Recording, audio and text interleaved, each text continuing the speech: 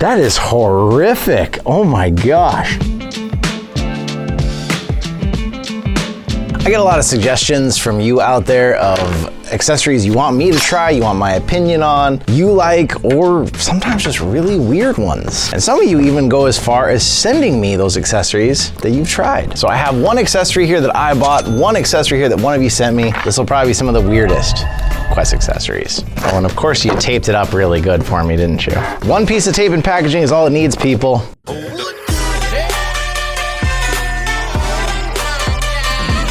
But you enjoy watching me struggle, I know.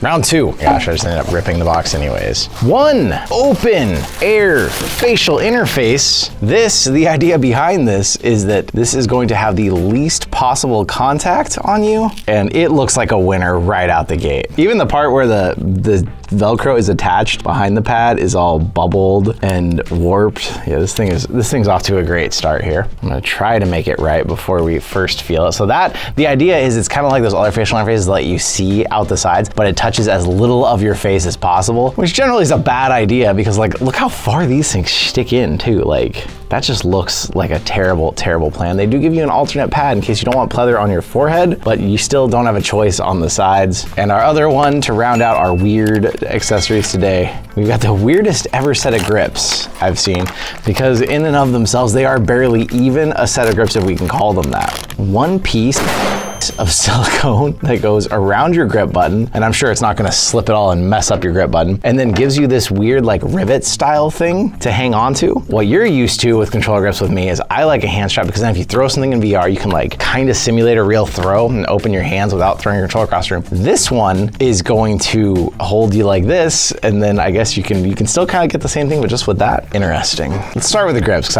I'm actually a little more interested and excited about them. Now this is assuming you have a pretty stock controller, probably with a wrist strap. I don't have my wrist strap on anymore. Silicone slides over. There's nothing securing this thing even. I thought it would at least somehow hook onto your controller. Oh man. That's terrible. And if this thing even slips a little bit, your grip button is just gonna be locked in place forever. Like this is just a piece of $16 silicone nonsense. So you'd have to like remember mentally, you can't open your fingers too far. Like it stays on decently well. I mean, I can even open my hand like that, but like if you were to try and play with this and like open your hands and throw, you can't. You can still drop this without that. Where this isn't going anywhere, no matter what you do. Who thinks these things up and then makes enough of them they can sell them on Amazon?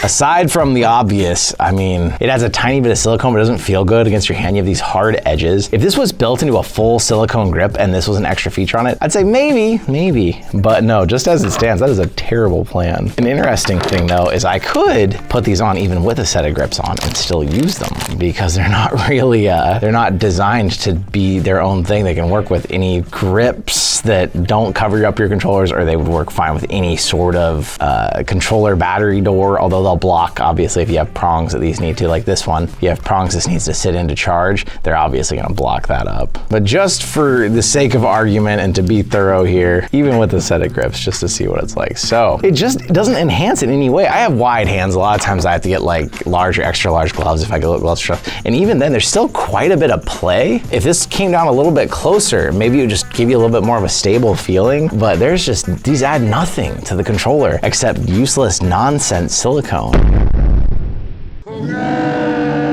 It doesn't even make a cool stand that you can like stand the controller up in some weird way because they're so flaccid. They don't have any stability. I thought maybe you could like set them and have like a floating controller thing going on, but no, they're just way too weak. Wow. $16. What makes me really sad is I bought these things quite a while back, meaning to open these sooner, so they're way past the return period on Amazon, so I am stuck with those. Well, let's hope this facial interface is a win. So I believe this is a Quest 3 on, oh man, that forehead pad is way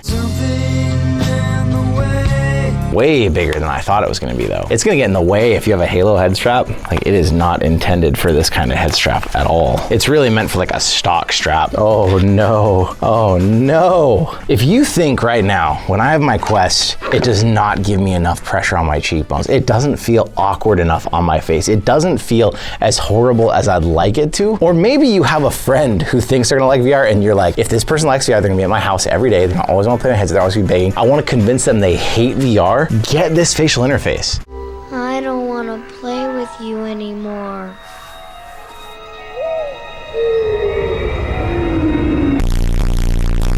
And the first time they try it, use this facial interface on it, and they're gonna hate it. They're never gonna wanna play again. And then you won't have to worry about it. You can just save this just for that special occasion. The problem is you'd actually be better off if it was possible only having the forehead pad. The forehead pad's actually pretty nice, big, cushy. This instantly pushing way too hard on your face. And even with a Halo head strap, which is creating a lot less pressure than the stock one would, like that just, it lands in the worst possible spot on my face. Because it's not even on my cheekbones. Like, if they are at least landing right here, maybe, but they're like pushing in out here to the sides. That is horrific. Oh my gosh. And it's so little surface area that the whole thing is just flopping around now, because like they're not really doing anything except poking me in the face. They do kind of do this weird thing like Lawnmower Man or whatever that movie was, where they like pin the guy's eyes open. Actually, I think it was Conspiracy Theory with Mel Gibson. So they hit you right here and they start pulling. So they're like doing this number. It's like, if you want someone to be stuck in VR and not be able to escape, not close their eyes, put them through a horror game, this might actually help you with that because it holds your eyes open where you can't even close your eyes. Oh man,